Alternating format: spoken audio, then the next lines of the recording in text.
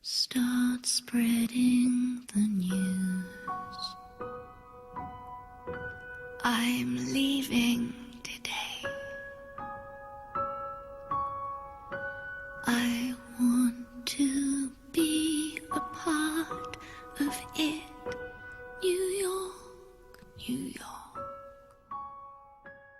Hey there guys, it's Hidden Gems again after quite a long hiatus, which again, in advance, I already apologize for that. I've got a bunch of videos in the pipe right now. I'm going to try to bang these out one after the other to keep you guys satisfied. Again, I'm sorry for the... I've just had a lot of drama and a lot of different things going on in my life, so I apologize again for the 5-6 month wait. I don't know the exact amount, but again, apologize guys. But now that that's over, I'm going to get into this review, which is Crysis Legion. Now, I'm sure most, if not all of you guys have heard of the Crysis games. If you haven't, they're basically, they're first-person shooters. They were made by Crytek, which is the actual original guys that created Far Cry before that series was bought out by Ubisoft, and now Ubisoft does all the sequels, and they've done every game since Far Cry 2. But before Far Cry 2, and before Ubisoft kind of took over that, we had the original Crysis, which was a fantastic first-person shooter, in my opinion. I thought it was a great game. It got somewhat mixed reviews when it came out, mainly due to the extremely high requirements for PC at the time. I remember I had built my first PC, I'd say 4 years prior to when the first game came out, which I want to say was 2007. Yes, 2007, if I remember correctly. So I built my first PC for Half-Life 2, and my computer struggled to run it. I think I got some more RAM, and I got a slightly better video card, which helped a little. But yeah, trying to play this game back in 2007, 8, I think I played it in I want to say I played it in 2008, was a nightmare. Getting it to run, that was the hardest part. Once I got it running, I thought it was a great game. Free roam FPS before that was even a thing. I mean, I know that's a thing in tons of games now, but that was kind of a new concept at the time. Far Cry was really, I'd say, one of the first, probably not the first, and then Crysis, I think, built on top of that. Crytek were just fantastic, I think, at creating big open worlds that you could fool around in. And like I said, I thought it was a great game.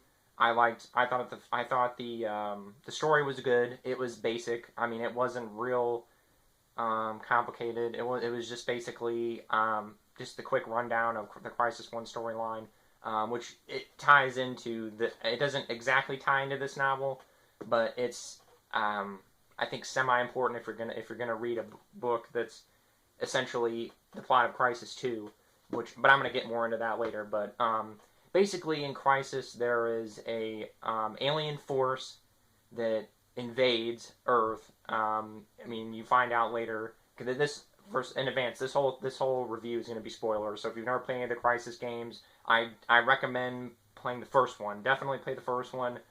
The sequels are debatable. I thought 3 was good, and even I thought 2 was decent. Honestly, I enjoyed the book more than the game, but yeah, spoiler alert, if you don't want to know the plot of Crysis, stop the video now, play the first Crysis, come back and watch this. But anyway, basically these aliens, quote unquote, invade, and the plot twist that you find out later, I think in Crysis 2, is that the aliens were always here. It's kind of the War of the Worlds type thing, where the aliens, they're ancient aliens, they buried their stuff here like thousands of years ago, and they are basically just coming back to reclaim, the aliens are coming back in their machines and stuff to invade the Earth.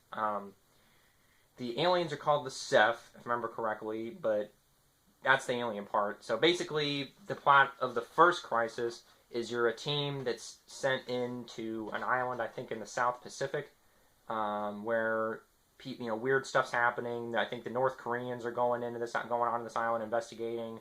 Like, people are disappearing, ships are disappearing, planes are disappearing, kind of like a Bermuda Triangle type thing. And you are a I don't remember if there's a name for the team, but you're the team. You're in a team of guys wearing the nano suits, which are basically suits that basically make you superhuman. And the first game again really doesn't explain much of this. The first game doesn't really have much of a story. 2 and 3 have way more of an in-depth story. The first game you're basically just running around trying to figure out what's going on. You run into some of these scientists that were experimenting on the Ceph technology, and then essentially it's basically a Half-Life, I'd say, type story. It's very bare bones. It's not, the plot is really driven forward by you, the player. It is very reminiscent to Half-Life in that regard, and that's probably why I enjoyed it, because it's very player driven, which is not many games really did that before or since, in my opinion. So if you've enjoyed Half-Life, you'll like Crysis. So anyway, now that's basically the plot of Crysis 1. So now Crysis 2, which is really not that connected to Crysis 1. If you that was probably my biggest disappointment with Crysis 2. I enjoyed Crysis 2. I'm not. It's gonna sound like I'm knocking Crysis 2 a lot, probably in this video. Crysis 2 is probably my least favorite out of the trilogy. It's a good game. I just thought it was the weakest. It had more story, but I just felt a lot of plot lines are dropped from Crysis 1. And I know there is a comic book. There is a comic book that bridges the gap between Crysis 1 and 2, which I have yet to get my hands on. And I know that it kind of explains what happens to Prophet, which is the main character of the first game. Yeah. So there's there's a lot. There was a lot of empty threads from from 1 that don't really get resolved in 2. So 2 is almost like a soft reboot, I would say, of the franchise, because it came to consoles. It got a lot more people. Most of you guys probably watching this video probably played 2 and 3, because 1 didn't come to consoles till way later. But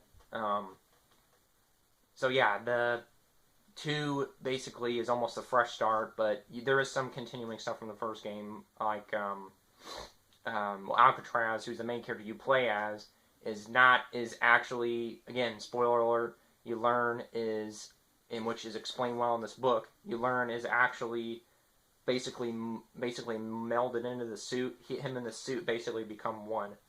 So anyway, enough of the intro. Onto the book. So out of Crysis 1 out of the way, this is where Crysis Legion comes into play. Now, if you look this book up, obviously you'll find out, and it's billed as the official adaptation of Crysis 2, and it is. It goes through the plot of Crysis 2, but it's so much more than that.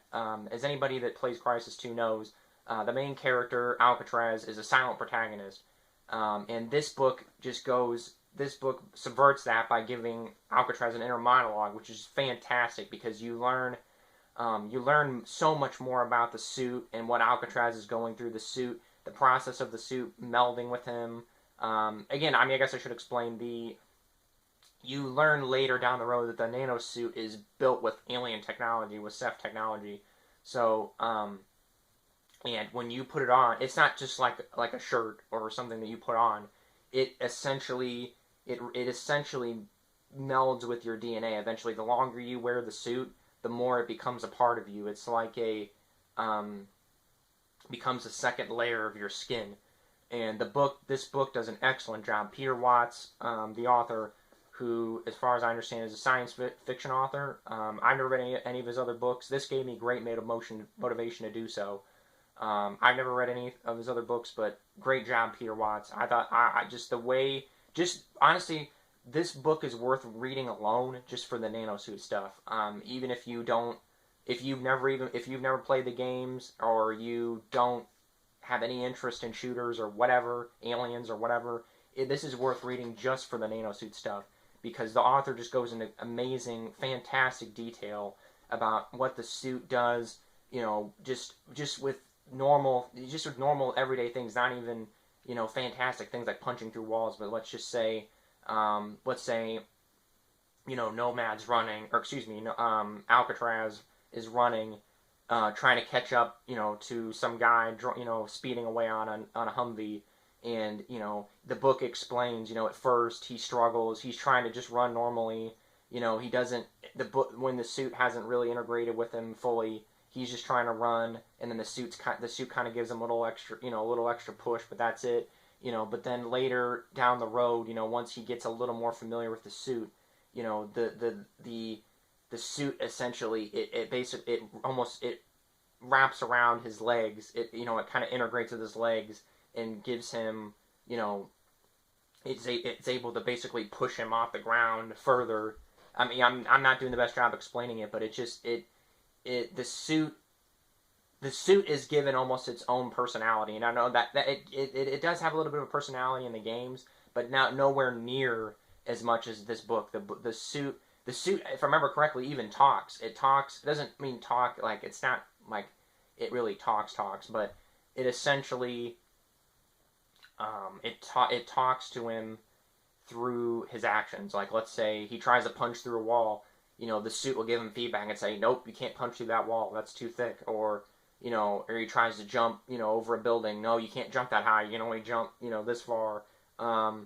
That kind of stuff. It regulates his breathing. It regulates his digestion. It regulates his blood flow. It's so. I mean, like I said, I'm not even a huge sciencey person. I just thought it was fascinating. Like the author really wrote this like if this suit existed, and like almost like that he had access to this suit and he was able to pick it apart and figure out how it worked. It's really just fantastic, and again worth reading just for that alone. But I mean, you've still got you've still got other parts of it that are great. I mean, it's great action. It's not all action. It's a lot of video game books I think kind of fall into that pitfall where there's just not a whole lot of story. There's definitely more story in this than in the games. They go into more detail. On I can't remember the name of the group. It's not Blackwater. It's I can't remember the name of the group here, but they're the group that's essentially like Blackwater. Which if you play the games, kind of the guys basically that help create the suit. They go into more detail with them. The story is actually technically in past tense, so this book actually technically it's a retelling of Crysis 2, but it's Alcatraz telling it in past tense. He's telling the government basically what happened, the events of Crysis 2. So there's that aspect to it. So there's different people interviewing him, which it changes up the dynamic because he gets interviewed by different people. So it's not just like a straight story. This is what happened. This is what happened. This happened. It's really, like I said, Peter Watts just did a great job really mixing it up. And I honestly, this is probably one of my favorite video game books. I know I've kind of said that before, but maybe it's not one of my favorites, but it's severely underrated. It's so underrated. I never hear anybody talking about this book, and it's a shame because it's such a great. It's just a great sci-fi book. Period. Like I said, even if you've never played Crysis or you've never played video games at all, I highly recommend it. I really do. And I know I didn't go too in depth in the plot, but again, it's. I mean, I'll give a quick plot summary, but it's not. It's basically it's a continuation of Crysis. So yeah, you've got some of those threads. Aliens are invading. If you haven't played Crysis 2, go ahead and do that if you like the first game. But yeah, the aliens are invading, New York, and have invaded New York. They're taking over New York. Which seems like a simple enough premise, and it is. It's a pretty basic premise, but where it gets interesting is you've got a lot more going on. You've got corporate espionage. You've got the aliens. Trying to you got the aliens which aren't exactly what they seem. I don't want to give too much away. Again, for the book, I know I said I'm going to do all spoilers, but I'm not going to give all spoilers away. So. There's a lot more going on here than just your typical alien invasion. So, again, I don't want to go too nuts with giving too much away. just read the book, really. If you have any interest in sci-fi, if you have any interest in any kind of just out there, I mean, I don't want to say it's abstract or out there, but it's very unique, especially for a video game novel. It's very unique, and I can't recommend it enough. So I'm just gonna end the video at that. I just can't recommend this enough. Crysis Legion. I guess if I had to give it a score, really probably my only issue with it is it's kind of short. I think I know it comes in at not even 300, just barely 300 pages. I really would have liked Peter Watts. I mean, I'm not blaming him. He's probably only contracted to write this book, but I really just wish he had done a sequel or done more, or even an adaptation of Crysis 3. That's what's so sad is this is literally the only Crysis novel we ever got. We got the comic book, like I said, that bridged the gap between 1 and 2.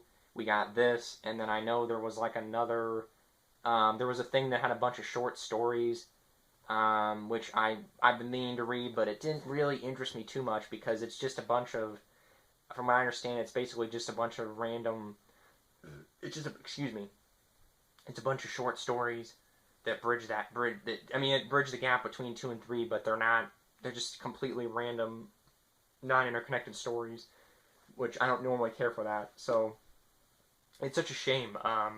If anybody out there is watching that has any connection to Crysis or any of this, I mean, I can't imagine anyone would, but please do another, I would buy another Crysis novel, no hesitation, and anyone that read this book, I think would agree with me. So, yeah, I guess that's it. Like I said, great book. I'd give it 9 out of 10, 9.5 out of 10. It's a great book. So just give it a read, and yeah, that's it. Hidden Gems, out.